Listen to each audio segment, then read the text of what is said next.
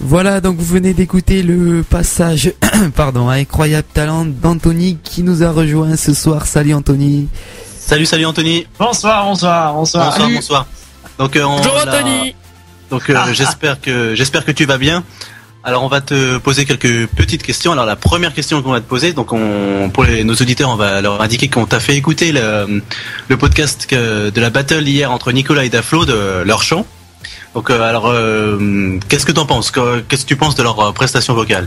Alors moi, ce que j'ai entendu d'abord, c'était donc le premier podcast avec la chanson I Believe I Can Fly. C'est bien ça. C'était Nicolas. C'était Nicolas, ouais. Ah, c'est Nicolas. Oh là là. Ouais. Non, franchement, j'ai quand même assez bien apprécié. En plus, tu chantes très juste. La voix est quand même. Ah ouais.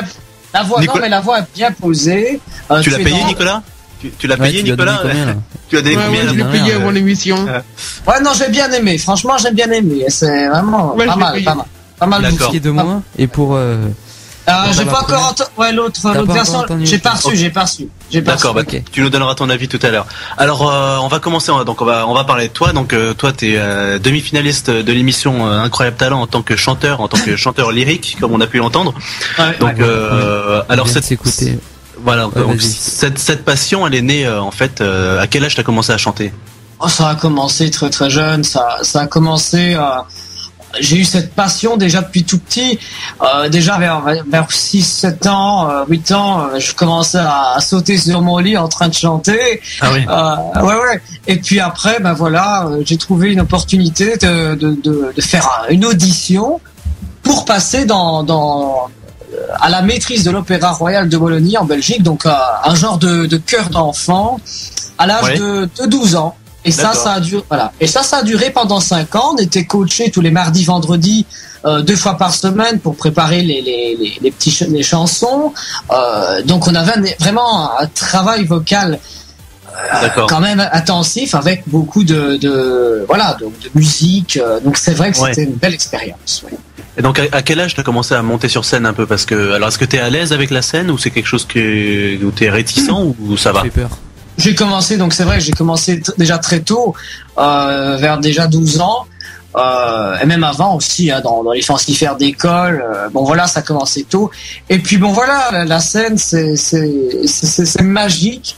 Maintenant, c'est toujours un exercice. Il faut chaque fois se la réapproprier pour se sentir chaque fois de plus en plus à l'aise.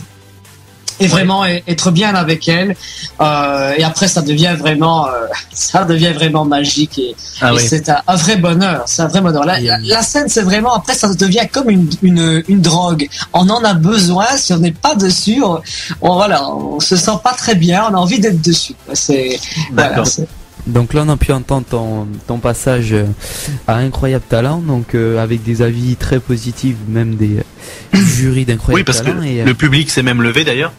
Ah ouais, le public a été génial. J'avais une question, c'est quoi les sensations que tu ressens quand tu vois tout ce public qui se lève, quoi. Toute cette foule qui se lève pour toi et qui t'acclame. C'est vraiment du bonheur quand vous voyez toute une salle qui se lève devant vos yeux. Ça veut dire que vous avez gagné déjà le cœur des gens.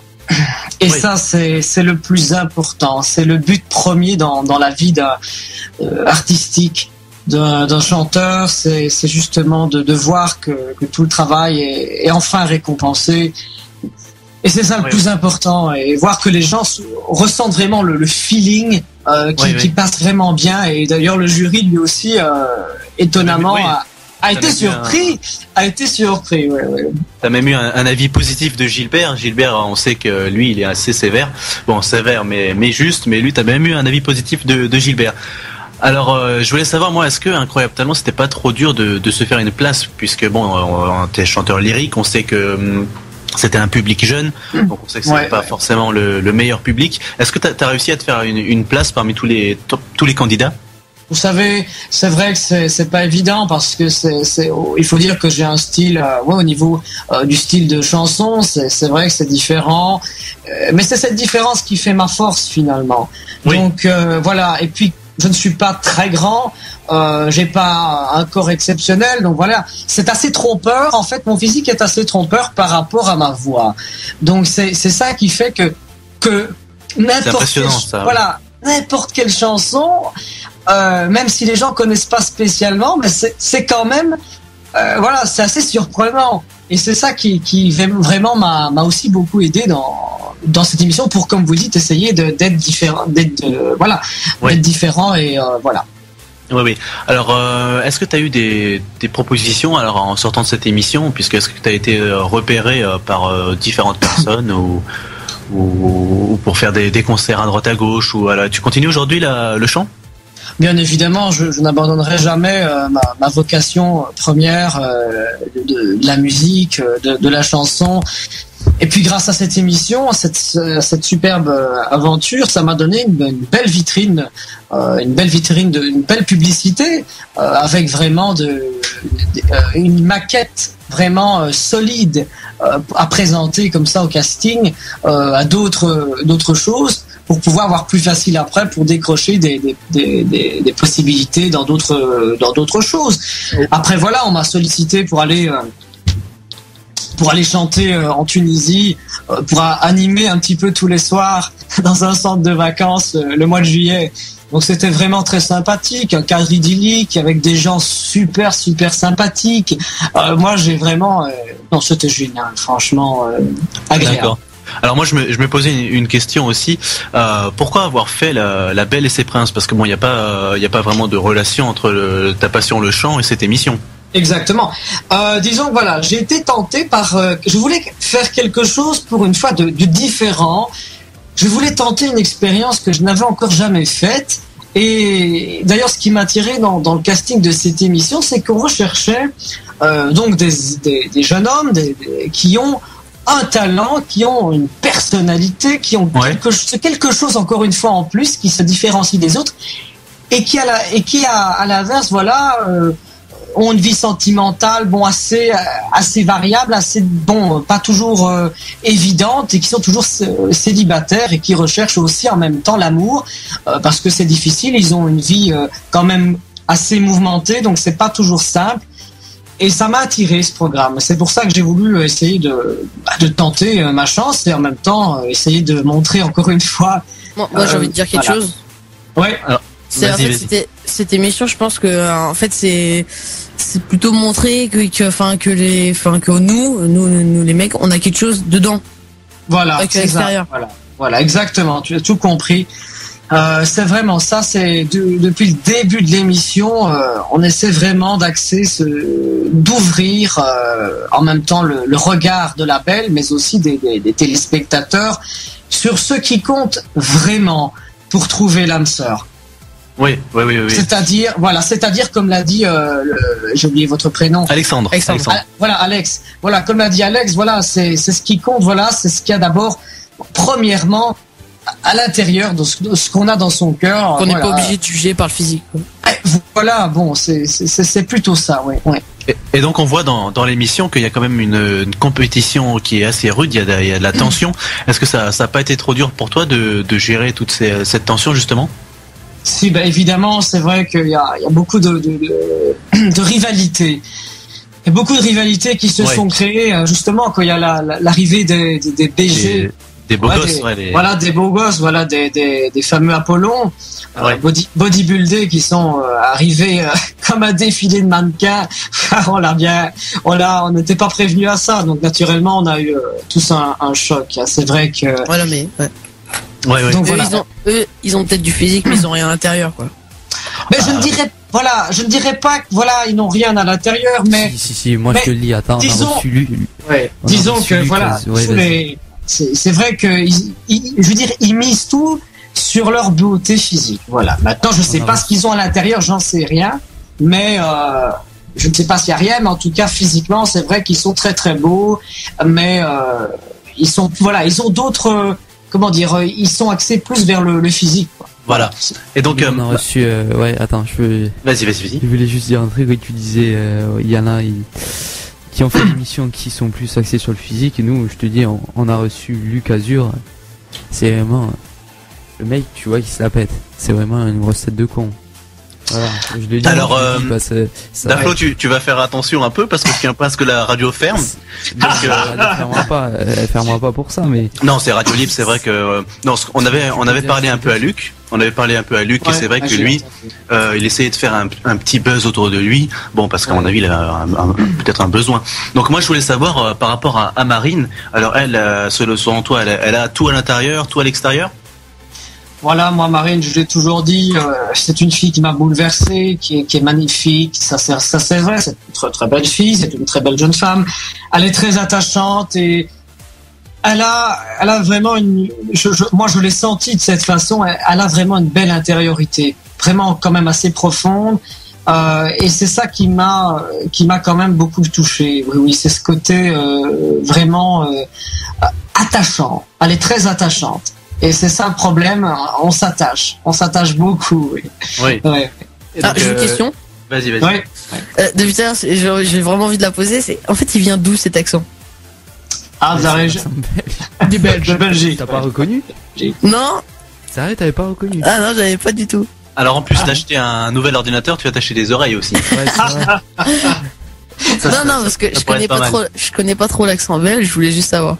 Ouais, Voilà. Il est belge. Donc on va s'écouter tout de suite une petite musique. Daflo va s'en occuper. Une grosse musique, on va dire. Ouais. Une grosse musique, je sais pas si ça va vous plaire, c'est extrait d'une nouvelle comédie musicale qui est sortie. C'est la nouvelle musicale de Kamel Wally. Si je vous dis ça, vous pensez directement à quoi? Quelle comédie musicale? Parce que moi je pense à Anthony, t'as une idée? C'est une récente ou c'est une une récente, ouais. Une récente. De cette année. Ouais, c'est vrai que là je vois pas. Ouais.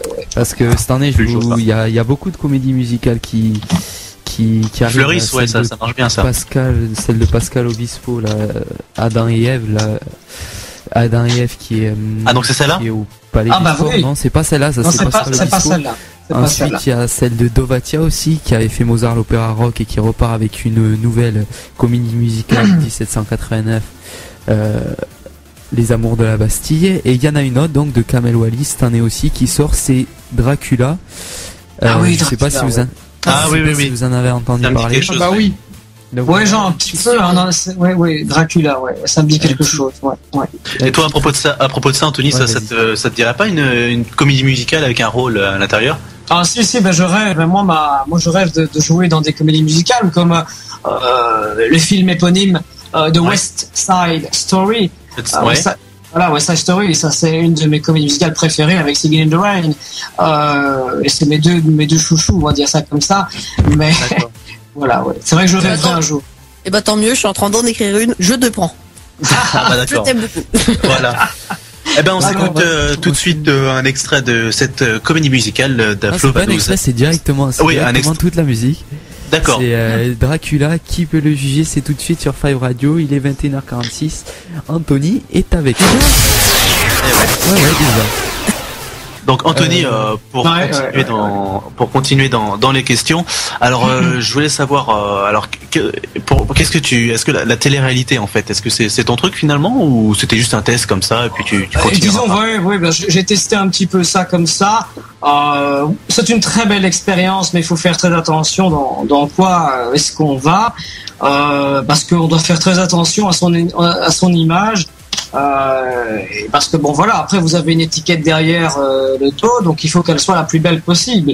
Donc voilà, mais c'est vrai que des genres d'expériences comme celle que j'ai vécue, ça me tenterait bien de réessayer, parce que c'était vraiment une expérience humaine que franchement j'en garde de très très beaux souvenirs. De très très bons souvenirs. Alors est-ce que t'as gardé contact avec Marine ou avec d'autres personnes de l'émission?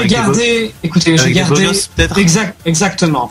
J'ai gardé contact avec la plupart avec certains prétendants. Donc dans mon équipe, j'ai eu des coups de cœur, notamment pour Claude, qui est vraiment un gars hyper sympathique. Il a un cœur en or. Je l'adore. Franchement, il est très humain.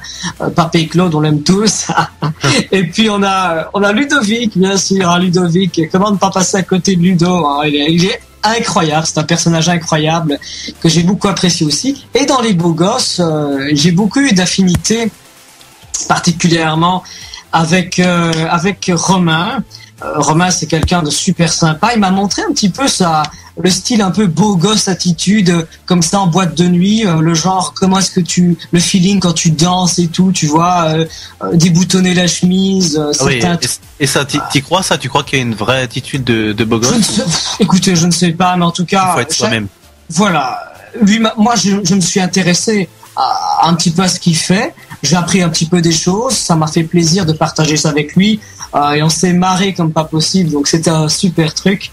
Et puis il y a eu également Fredo. Oui, Freddy, oui. Fred.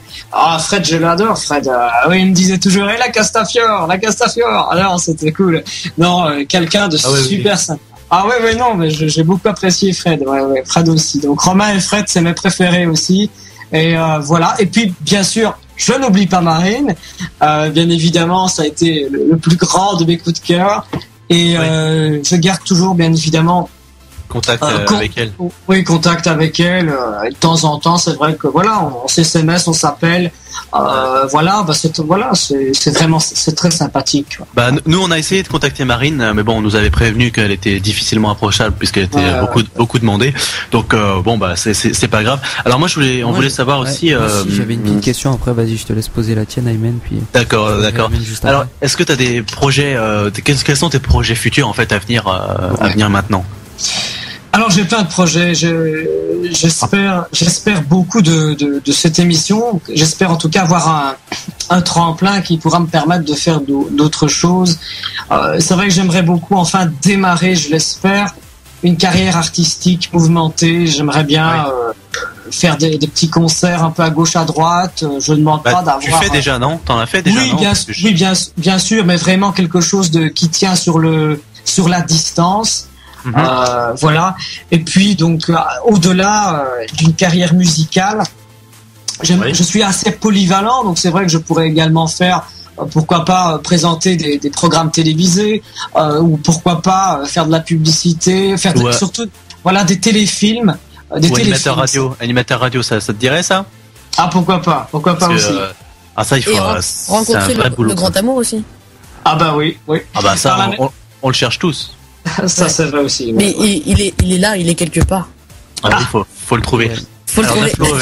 Daflo avait une question. J'avais une petite question. En fait, moi j'ai une question. C'est plus sur la télé-réalité en fait en elle-même, parce que on regarde des émissions comme ça, mais en fait déjà petite question comme ça, le tournage de La Belle et ses Princes Charmants s'est déroulé où?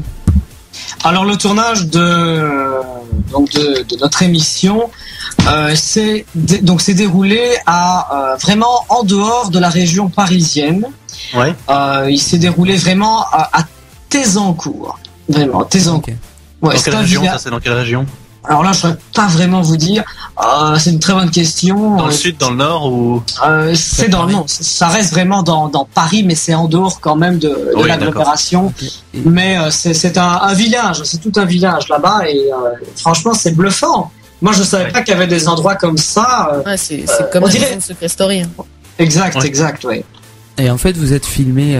Ça se passe comment pour tout ce qui est filmage? Vous avez des heures précises à laquelle vous êtes filmé? Exactement, oui. On vous dit quand vous êtes filmé et là vous mettez les micros et tout. Voilà, tout est bien scénarisé, tout est bien programmé. Donc t'es un peu un acteur en fait. Voilà, enfin pas vraiment, parce que disons qu'on est tous, on n'est pas tous vraiment des acteurs. Oui. Tout le monde est fidèle plus ou moins à ce qu'il est dans la vie.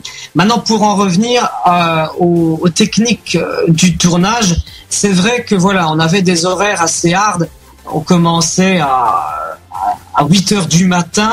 Voilà, on se lève à 7h, on doit être prêt pour 8h et on termine à 3h du mat. Voilà. Ah oui, quand même.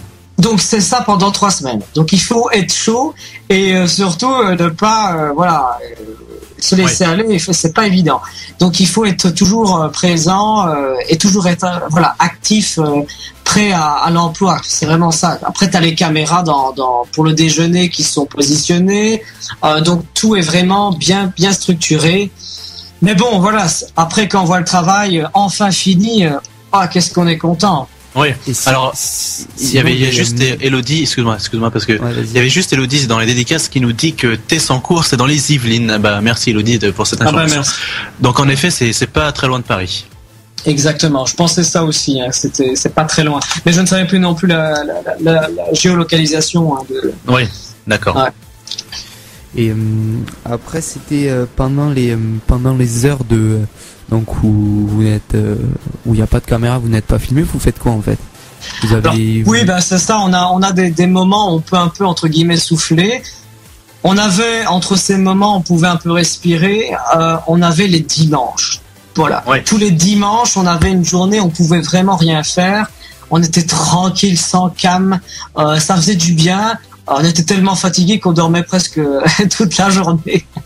Mais non, c'est vrai que c'était le jour de repos. D'ailleurs, on était parti avec la prod. On était parti dans un parc d'attractions.